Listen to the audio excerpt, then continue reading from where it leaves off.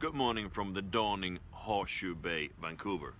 Today I want to talk about the sexiest topic of the week, which is of course the German elections. And not only the elections, but cars and elections. Since it's very important here in Canada, we don't have that much of a car industry, but in Germany it's vital to speak the right words and have the right cars.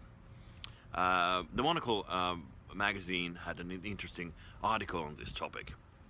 They noted that the alternative for Germany, the right-wing populist party, their chairman Alexander Golan,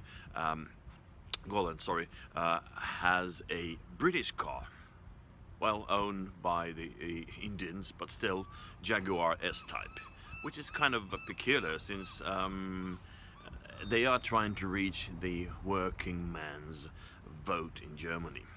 But according to the magazine, he doesn't really seem to care about these kind of things, which is kind of unwise in a country that actually brought us the automobile, Mercedes-Benz. So, and actually that party has dropped in the polls from more than 15% to less than 10%. Angela Merkel, who's now leading the poll and seems to be winning the elections, drives a sensible Audi 6 A6, I think,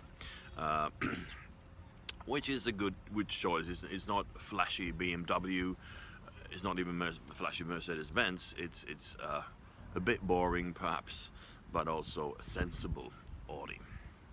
Christian Lindner of the Free Liberals drives a Porsche.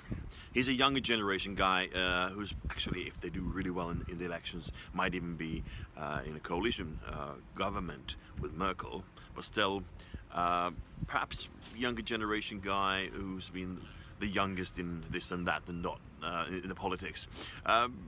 Porsche maybe in Germany is not too flashy. In any other country that would be, I don't know, way too posh. Martin Schulz of the Social Democrats, however, seems to have a car problem. He drives a Swedish Volvo S60, which is actually a problem in many ways, since in an interview he seemed to be indifferent about the car model. I think the car model is A60, as if he didn't remember, which of course for Germans, not being enthusiastic about the car with driving and not driving a German car it's a no-no, especially from coming from Social Democrats. You're supposed to be for the factory workers. And also, since he has like European parliamentary background, perhaps Swedish cars, which is actually owned by the Chinese, is actually could be a sign of some like pan-European stuff. But again, for Germans, if you have a huge car industry, perhaps it would be wiser to play with a safe bet and drive a German car. Sam Özdemir of the Green Party actually seems to be driving a semi-electric bike. But he has a huge problem, since it used to be that 80% of the voters of the Green Party in Germany were younger generation. Now he's lost them.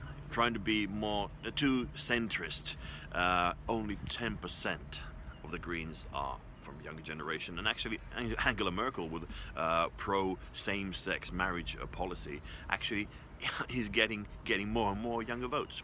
So as funny it may seem, cars and politics are very, very closely connected, especially in Germany.